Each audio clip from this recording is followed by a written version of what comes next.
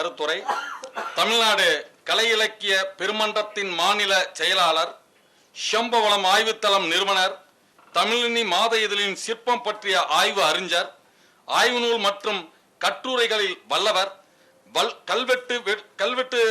வட்டெழுத்து கல்வெட்டுகளை படியெடுத்து அதனை திறம்பட படித்துணர்வதில் பெரும்புலமை பெற்றவர் என பன்முக திறமை கொண்ட மதிப்பிற்குரிய பெருந்தகை செந்தி நடராஜன் ஐயா அவர்களை கருத்துரை வாசிக்க வரும்படி அன்புடன் வேண்டுகிறேன். அறிவார்ந்த இந்த பேரவைக்கு முதலில் எனது பணிவென்பனை தெரிவித்துக் கொள்கிறேன். இந்த கூட்டத்தில் நிறைய இளைஞர்கள் வந்திருக்கிறார்கள், நான் உட்பட. எனக்கும் 10 வயசு தான் ஆச்சுது. இந்த தொல்லியல் துறையினுள்ளே நுழைந்து எனக்கு 10 வயது ஆயிடுச்சு. இங்கே தோல்சீலை கழகம் என்ற இந்த புத்தகத்தை பற்றி பேசலாம்னு நினைக்கிறேன். இது இந்த அவையில் இருக்கின்ற மிக பெரும்பான்மையோருக்கு புதிய ஒரு விஷயம், ஆனால் அது சொல்லப்படவில்லை. அது என்ன தோல், என்ன தோல் சீலை, அப்படி என்ன கலகம், இவ்வளவு இன்றைக்கும் மர்மமாகவே இருக்கக்கூடிய, இதுவரை மர்மமாகவே மர்மம் விடுபடாததாகவே இருந்து கொண்டிருக்கிறது நினைக்கின்றேன். தென் திருவிதாங்கூரனுடைய பிரச்சனை இது. கேரளாவில் கூட வெடிக்கவில்லை. கேரளா என்று சொல்லும் பொழுது வட திருவிதாங்கூர் சம்பவங்களை மட்டும் சொன்னது. ஆனால் இந்த நூலினுடைய நோக்கம், பிரச்சனையானது இந்த சம்பவத்தை இந்த காலகட்டத்திலே எழுதியவர்களுடைய திரிவுவாதம் தான் மிக முக்கியமானதாக இருக்கிறது. ஒரு தோல் சீலை கலகம் நடந்தது. தோல் சீலை போடக்கூடாது, அதாவது இந்த கலகத்தில் ஈடுபட்டவர்கள் சான்றோர் பெருமக்கள், அவர்களுக்கு அது மறுக்கப்பட்டது. காலம் 19ஆம் நூற்றாண்டு, கொஞ்சம் முந்தி போயிடுது.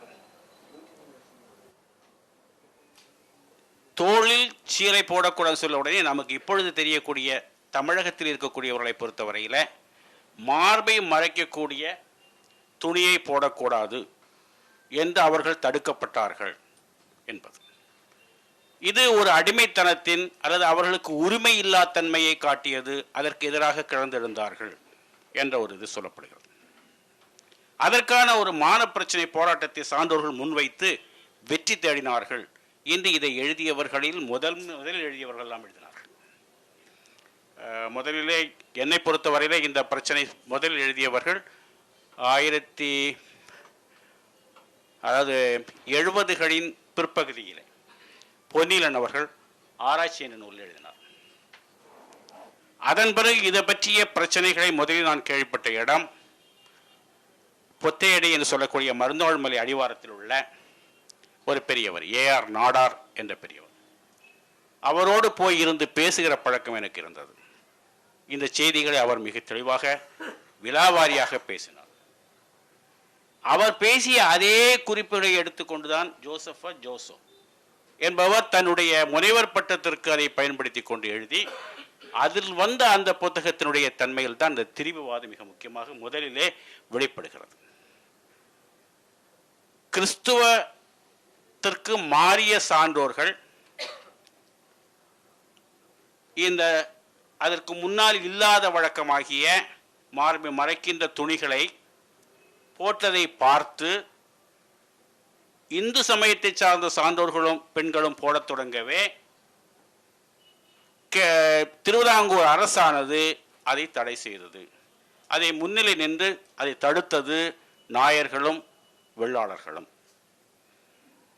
என்ற வகையில் அது சொல்லப்பட்டது. அதனை இன்னொரு இந்த நூல் முழுவதுமே நீங்கள் பார்க்க போவதாக இருந்தால் இந்த திரிபுவாதத்திற்கு முன்னிலைப்படுத்தி கொண்டு கிறிஸ்து சமயத்தினுடைய பெருமையை பேசிய புரோட்டஸ்டாண்ட் கிறிஸ்துவர், சீர்திருத்த கிறிஸ்துவர்களுடைய பார்வை, கால்டுவேல் ஐயர் இவர்களெல்லாம் வருகிறார். இங்கே ஒரு மிக முக்கியமான ஒரு திரிபுவாதத்தை 2 களத்தில் நின்று பார்க்க நான் விரும்புகின்றேன். ஒன்று, இது நிகழ்ந்த காலகட்டத்திலே மார்புகள் தெரிய பெண்கள் இருப்பது என்பது ஒன்றும் இன்றைய பார்வை அன்றைக்கு வைத்து பார்ப்பது தவறு. இன்றைக்கு பெண்கள் மார்புகள் வெளியே இருப்பது என்பது மிக ஆபாசமான விஷயம். ஆனால் அந்த காலகட்டத்திலே இதை எதிர்த்தவர்களாகிய நாயர்களானாலும் சரி, நான் சிறு வயதிலே கேள்விப்பட்டவர். நான் ஆலப்புழை பகுதிகளெல்லாம் என்னுடைய உறவினர்கள் இருக்கின்ற இடம். நான் இந்த பேசுகின்ற பொழுது நான் தளத்தில் இருந்த ஒருவன் பேசுகிறேன். திருவிதாங்கூரின் தென் திருவிதாங்கூர் பகுதியை சார்ந்தவன் நான். நம்பூதிரி பெண்கள் கூட வீடுகளில் இருக்கும் பொழுது மார்பை மறைப்பது இல்லை. அது ஒரு முக்கியமான இதுவும் இல்லை. ஏன் நீங்கள் இவ்வளோ தூரத்துக்கு போவானே?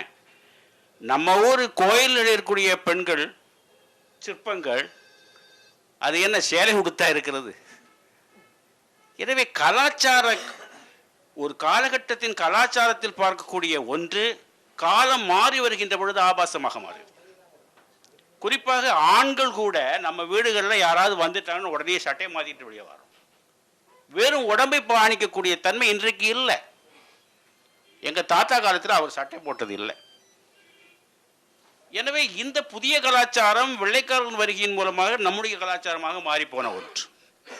வேட்டிகளை அரிதாகி போன ஒன்று விஷயம். பேண்ட் ஷர்ட் தான் போட்டிருக்கோம். காலங்காலத்துக்கு அது மாறி வருகிறது. எனவே இன்றைய பார்வையை பார்த்து கொண்டு நிறைய கமெண்ட்ஸ் அளிக்கக்கூடிய தன்மை இருக்கிறது. ஏன் அப்படி சொன்னானோ அப்படின்னு சொன்னான்னா அது பிராமணன் செய்த ஒன்று. இந்த மாதிரி இவங்களெல்லாம் நாயர் பெண்ணெல்லாம் காணிச்சுனா இருக்கான் ஏட்ட மார்பை, ஏன் இந்த சான்றார்களும் காட்டட்டும், பெண்களும் காணிக்கட்டுமே என்று அவன் செய்த தூண்டு என்ற வகையிலே ஒரு திரிவுவாதம் இன்றைய பார்வை அன்றைக்கு வந்து திணித்து வைக்கின்ற பார்வை. இதில் ஏற்படக்கூடிய மிக முக்கியமான ஒன்றை என்னுடைய எல்லாருமே குருன்னு சொல்லிட்டாரு. ஆனால் இன்னொரு வார்த்தையை தேட விரும்புகிறேன். என்னுடைய வழிகாட்டியாக எப்பொழுதும் இருக்கின்ற ராமச்சந்திரன் அவர்கள் திருநெல்வேலி பகுதியில் இருந்து கொண்டு இதே சமூகத்தாருடைய ஒரு பார்வை, ஒரு நிலைப்பாட்டிலிருந்து உண்மையை வெளியே கொண்டு வருகிறார். இந்த பார்வை இப்படி பார்க்கக்கூடாது தோல்சீரை போராட்டத்தை என்று மிக அழகான ஒரு நூலாக வெளியே கொண்டு வந்திருக்கிறார். நான் அதை திருவிதாங்கூர் பக்கத்திலிருந்து பார்க்க விரும்புகிறேன். ஏன் இந்த சூழல் ஏற்பட்டது? அதில் இன்னொரு கேள்வி கேட்டாங்க. இந்த கலகத்தில் ஈடுபட்டவர்கள் சான்றார் பெருமக்கள் மட்டும்தானே, மற்றவர்களுக்கும் இந்த உரிமை கொடுக்கப்படவில்லையே? இந்த பவுசு காட்டிட்டு தெரியான்னு சொல்லுவோம் இல்லையா, ட்ரெஸ்ஸை வந்து இப்போ எனக்கு தெரிஞ்ச சமீப காலத்திலேயே ஒரு அறநிலையத்துறையை சார்ந்த ஒரு உதவி கமிஷனர் அவருக்கு முன்னால் பேண்ட்ஸ் போட்டுக்கொண்டு ஒரு நல்ல வெள்ளை சட்டை போட்டுக்கொண்டு ஒரு பியூன் வந்தாங்கிறதுக்காக வேண்டி அவன் பாடாப்படுத்தினார். அந்த பார்வை, அதாவது இவன் என்ன இப்படி என் முன்னால வெள்ளை சட்டை போட்டு வரான இவன் எங்கிற பார்வை. இன்றைக்கு கூட நம்ம அதிகமாக அதிலிருந்து விடுபடலை. ஆனால் அன்றைக்கு ஒரு மரபாக இவன் இருந்து கொண்டிருக்கிற ஒரு காலகட்டத்தில் இந்த சான்றார் பெருமக்களின் மீது நாயர்களுக்கும் வேளாளர்களுக்கும் ஏன் இந்த கடுப்பு ஏற்பட்டது என்ற பார்வை, அவர்கள் பார்க்கிற பார்வை சான்றார் பெருமக்கள் மார்பை மறைத்து கொண்டுதான் இருந்தார்கள். அது ஒன்றும் இந்த வெள்ளைக்காரர்களுடைய கிறிஸ்துவத்தால் ஏற்பட்ட ஒரு மாற்றம் அல்ல. தொடர்ந்து இருந்து கொண்டிருக்கின்ற பழக்கத்துக்கு இவர்கள் எதிர்கொள் கொடுத்ததுதான் கலகமாக வெடித்தது. அழகான ஒரு உண்மையை பதிவு செய்திருக்கின்ற பார்வை. ஆனால் நான் இதை இப்படி பார்க்க விரும்புகிறேன்.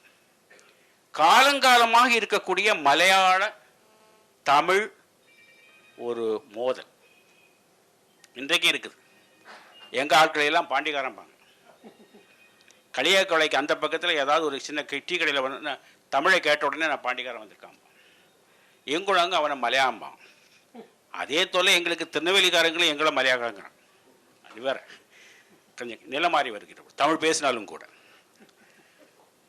ஆனால் கொஞ்சம் நீங்கள் வரலாற்றை பார்க்கின்ற பொழுது